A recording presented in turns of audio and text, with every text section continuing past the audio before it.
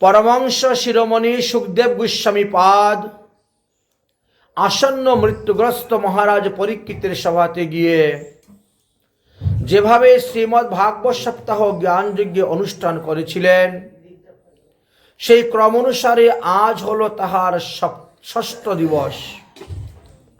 গতকালকে আমরা ভগবান শ্রীকৃষ্ণের রুক্মিণী হরণ, রুক্মিণী বিবাহ লীলা পর্যন্ত আস্বাদন করেছিলাম। আজ তার পরবর্তী বিষয় আমরা আস্বাদন করব। ভগবান শ্রীকৃষ্ণের বয়স এখন 34 বৎসর হয়ে গেছে। ভগবান শ্রীকৃষ্ণের প্রথম একটি পুত্র সন্তান জন্ম নিয়েছে। সেই পুত্রের নাম হয়েছে প্রদ্যুম্ন।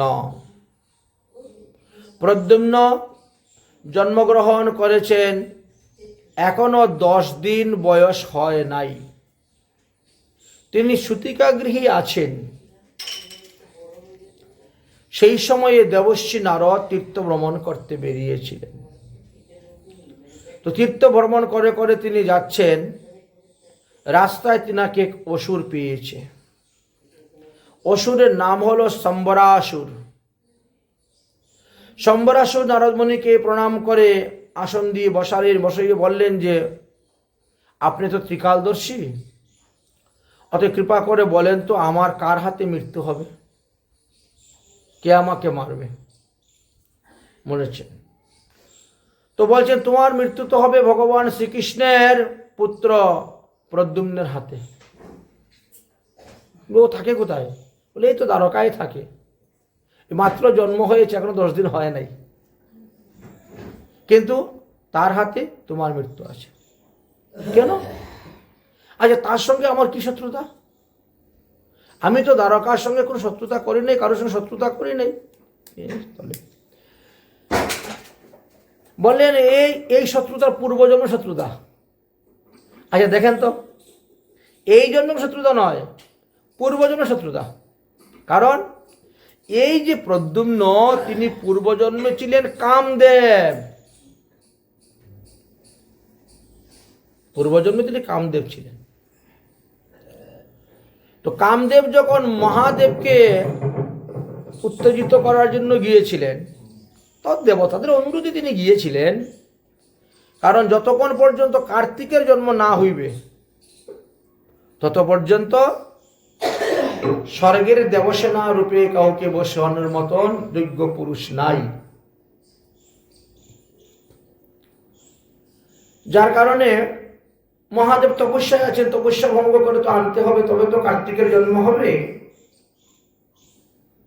তাই সব দেবতা গেলেন, অনুরোধ করলেন যে আপনি মহাদেবের উপরে এবার 5টা বাণ মারুন। তো মহাদেব তো তখন কৃষ্ণর, ভগবান শ্রীকৃষ্ণের লীলা চিন্তনে লীন হয়ে আছেন। যখন 5টা বাণ তিনার উপরে প্রয়োগ করা হলো, তখন তিনি তপস্যা থেকে উঠে গেলেন। কি ব্যাপার? এতদিন ধরে ভজন করে যাচ্ছি, কখনো কোনো কামের বিকার হচ্ছে না আমার দেহে, হঠাৎ করে এই কামের বিকার করতে আসে। চেয়ে দেখলেন কামদেব। তখন কামদেবের শরীর ছিল আমাদের মতনই, শরীর দেখা যেত, চলাফেরা কথাবার্তা সবকিছু ছিল, শরীর ছিল। ওরে কামদেব, তুই আমার তপস্যা নষ্ট করতে আসলি। ক্রোধ হয়ে গেল। তো তখন মহাদেবের 3য় নেত্র খুলে গেল। ওটার নাম হলো ক্রোধানল। অনল আমাদের 49 প্রকার আছে। 49 প্রকার অনল আছে। এক একটি কাজেতে আমরা এক এক প্রকার অগ্নি ব্যবহার করে থাকি, বুঝেছেন? এক একটি কাজে এক এক প্রকার অগ্নি ব্যবহার করা হয়। তার মধ্যে একটা হলো ক্রোধানল। মহাদেব যখন ক্রোধানল তাকালেন, সেখান থেকে ক্রোধের অনল সৃষ্টি হয়ে গেল। কামদেবকে ভস্ম করার জন্য কামদেব তখন দৌড়তে শুরু করলেন। দৌড়ে কোথায় যাবেন? তিনি যেদিকে যাচ্ছেন সেদিকে আসতেছে। দৌড়তে দৌড়তে দৌড়তে দৌড়তে কামদেব গিয়ে একটা আম গাছের সঙ্গে ধাক্কা খেয়ে গেছেন, খেয়ে পড়ে গেছেন। পরে দেখলেন যে উঠে আর পালানো যাবে না। হে আম গাছ, তোমার মধ্যে আমার 5টা বাণ রাখতেছি, আমি যদি আবার কখনো ফিরে আসি, ভালো হয়, সুস্থ হয়ে বেঁচে যাই, তাহলে তোমার কাছ থেকে 5টা বাণ ফেরত নিয়ে যাব। ওই 5টা বাণ তিনি রাখলেন তার কাছে। ক্রোধানল গেল, ভস্ম করে দিল, শেষ। এই জন্য যে কোনো কাজে আমের পঞ্চপল্লব ব্যবহার করা হয়। আমের পঞ্চপল্লব আপনি ব্যবহার করলে, ওখানে যে কালকে আমরা রাসলীলায় 5টা বাণের কথা বলছিলাম, মাধবী ফুল, মালতী ফুল, বকুল ফুল, কুসুম ফুল, আম্র ফুল, এই যে 5টা বাণ তৈরি করা হয়েছিল, ওই পাঁচ রকমের 5 জাতের গাছের পাতা দেওয়ার ফল পেয়ে যাবেন, পঞ্চপল্লব। হ্যাঁ, ওই 5 রকম গাছের 5টা পাতা দিয়ে যে ফল পাবেন, শুধু আম পাতা দিলেও সেই ফল পাবেন। কেন ঘটেতে আম পাতা দেওয়া হয়, কারণটা দেখেছেন? একটার লীলার সঙ্গে একটা লীলা কিরকম মিল আছে, একটা কার্যকারণগুলো দেখেন কিভাবে। আর কামদেবীর স্ত্রীর নাম ছিল রতি। রতি দেবী তখন কি করলেন, তিনি মহাদেবকে সন্তুষ্ট করে স্বামীকে আবার পুনরায় ফেরত পাওয়ার জন্য তপস্যা আরম্ভ করেছেন, স্বামীকে আবার পুনরায় ফেরত পেতে পারেন। এই জন্য তিনি তপস্যা আরম্ভ করেছেন, মহাদেবের তপস্যা আরম্ভ করেছেন। সেই সময়ে সম্বরাসুর দেশ দিগ্বিজয় করার জন্য বেরিয়েছিল। সে দেখলো বনের মধ্যে এত সুন্দর এক রূপবতী যুবতী রমণী বসে তপস্যা করতেছে, একে যদি আমি স্বামী রূপে লাভ করতে পারি, স্ত্রী রূপে লাভ করতে পারি, তাহলে আমার জীবন ধন্য। রূপে যৌবনে একবারে মুগ্ধ হয়ে গেছে। সে কার স্ত্রী ওইসব দেখার চিন্তা নেই, তাকে আমার স্ত্রী রূপে আমি পেতে চাই। আচ্ছা, তখন তিনি খবরাখবর নিয়ে জানতে পারলেন, এবং জানতে পারলেন যে এই রমণী মহাদেবের উপাসনা করতেছে। সম্বরাসুর তখন আরম্ভ করলো উপাসনা করা। অসুর রতি দেবীর থেকে আগে সিদ্ধি লাভ করে নিল উপাসনায়। মহাদেব সন্তুষ্ট হয়ে আসছেন, এসে বলছেন, বলো তুমি কি চাও সম্বরাসুর? বলে, আমি কামদেবের স্ত্রী রতি দেবীকে আমার স্ত্রী রূপে চাই। মহাদেব বলছে, তথাস্তু, বর দিয়ে দিয়েছে। আর রাগ আছে না, ও কেন আমাকে গিয়েছিল আমার তপস্যা নষ্ট করতে, এই জন্য ওই রাগেই যা তোর বহুকে এখন আরেকজন নিয়ে যাক। হ্যাঁ, কেন? দেখো, প্রত্যেকটা লোকের রাগ আছে। কাম যেখানে বাধা প্রাপ্ত হবে সেখানেই ক্রোধের সৃষ্টি হবে, এটা গীতার পরিষ্কার বলে দিয়েছে, বুঝেছেন? কাম বলতে কামনা বাসনা, যে কোনো কামনা বাসনা, একটু বাধা প্রাপ্ত হইলেই আপনার ক্রোধের সৃষ্টি হয়ে যাবে, বুঝেছেন? তো মহাদেবের ক্রোধ ওইদিকে মিটালেন, এইদিকেও মিটালেন। সম্বরাসুরকে বর দিয়েছেন, দিয়ে আসতে না আসতেই রতি দেবীরও বর্ণসিদ্ধি হয়ে গেছে। হ্যাঁ, রতি দেবীও মহাদেবকে উপস্থিত হয়েছেন। বলো তুমি কি বর চাও? আমি আমার স্বামীকে সশরীরে চাই। আপনার ক্রোধানলে আমার স্বামী ভস্ম হয়ে গেছে শরীর, অতএব তাকে আমি সশরীরে চাই। আবার তো করে গেছেন মহাদেব। মহাদেব তখন 7 পা চিন্তা করে বললেন যে এখন তো তোমার স্বামীকে সশরীরে পাবে না, এখন সে অনঙ্গ হয়ে গেছে, অঙ্গহীন। তো তুমি তাকে দেখতে পাবে, তার কথা শুনতে পাবে, কিন্তু এইরকম সশরীরে তুমি পাবে না। ওই শরীরটা তো ভস্ম হয়ে গেছে। তিনি যখন আবার শরীর ধারণ করবেন তখন তুমি পাবে। কবে, কোথায়, কখন ধারণ করবেন? তখন বললেন যে আগামী 7ম মন্বন্তরের 24তম দাপর যুগে ভগবান শ্রীকৃষ্ণ অবতীর্ণ হইবে। তা এর আগে এ 28তম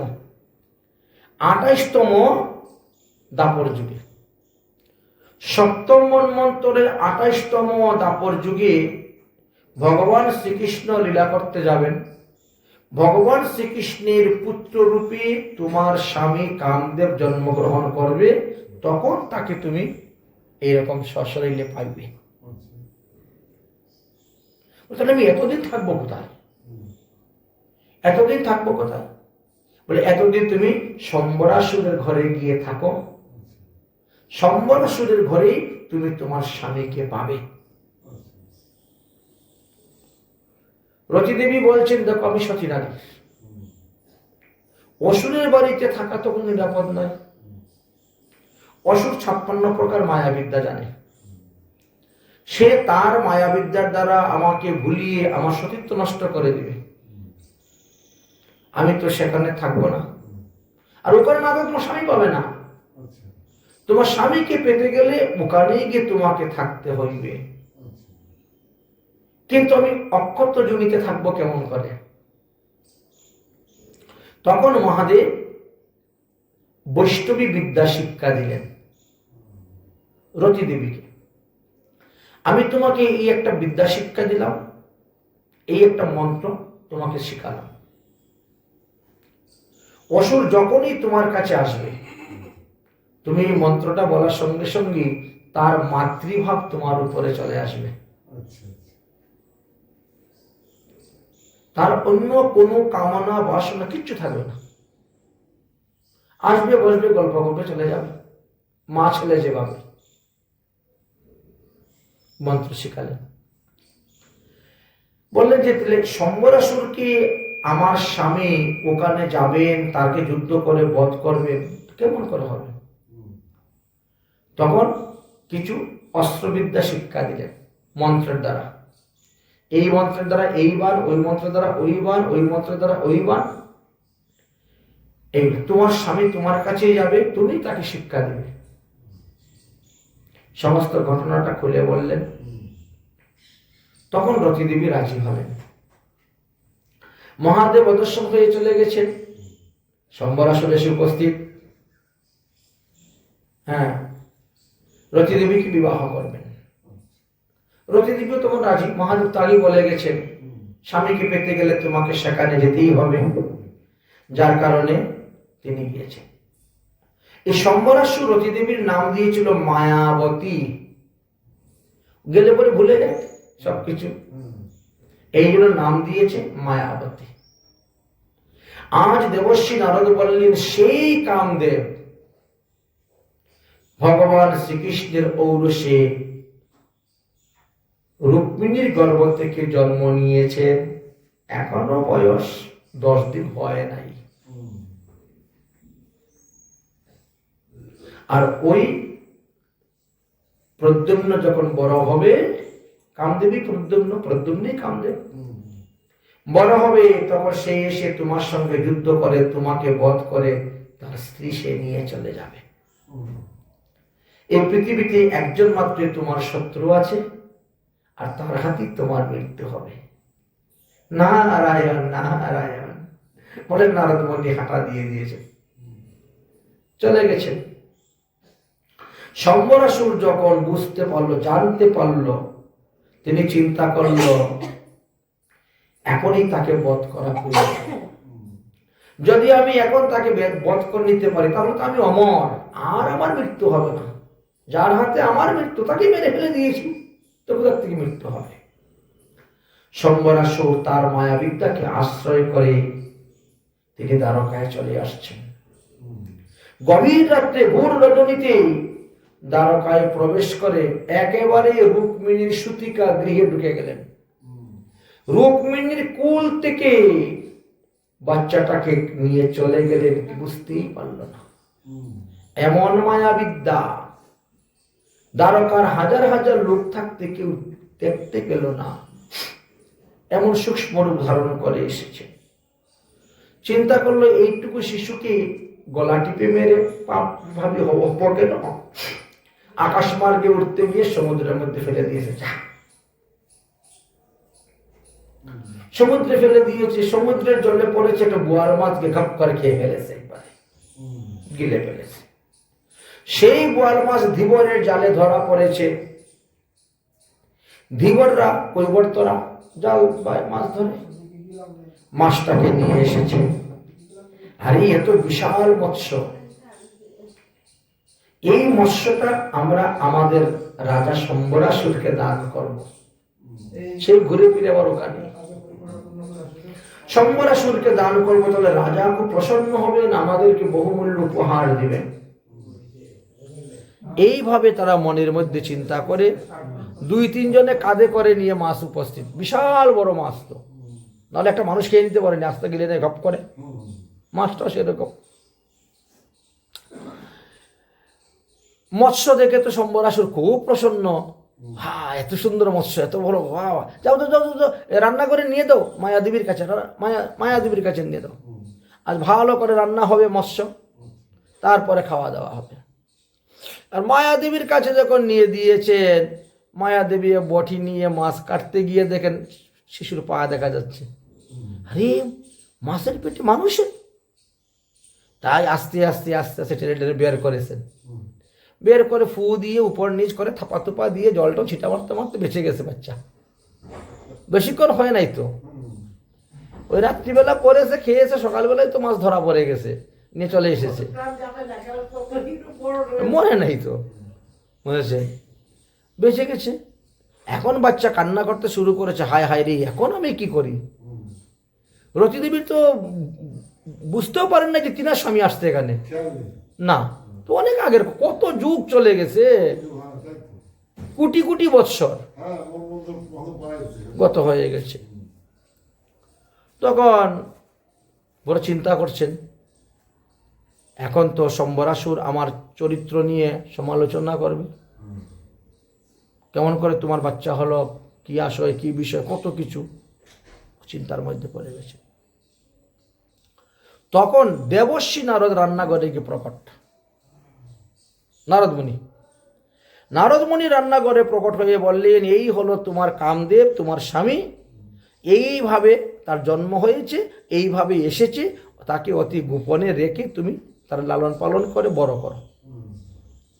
তার বয়স যখন 18 বছর হয়ে যাবে, তখন তাকে তুমি ওই মহাদেবের দেওয়া অস্ত্রবিদ্যা শাস্ত্রবিদ্যা শেখাবে, আর সেই শম্বরাসুরকে বধ করে তোমাকে নিয়ে যাবে দ্বারকায়।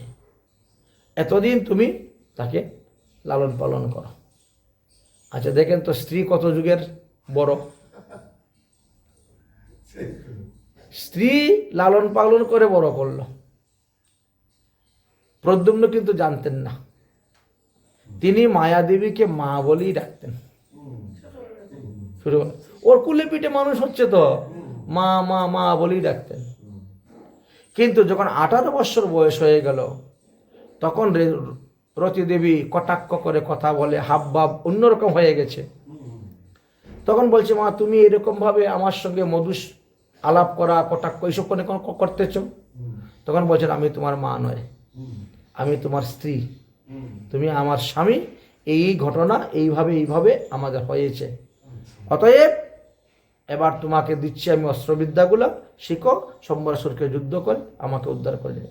এই যে মধ্যে 18 বছর, এই 18 বছরের মধ্যে ভগবান শ্রীকৃষ্ণের 16,108টা বিবাহ হয়েছিল, 1,61,80,000 ছেলে জন্ম নিয়েছিল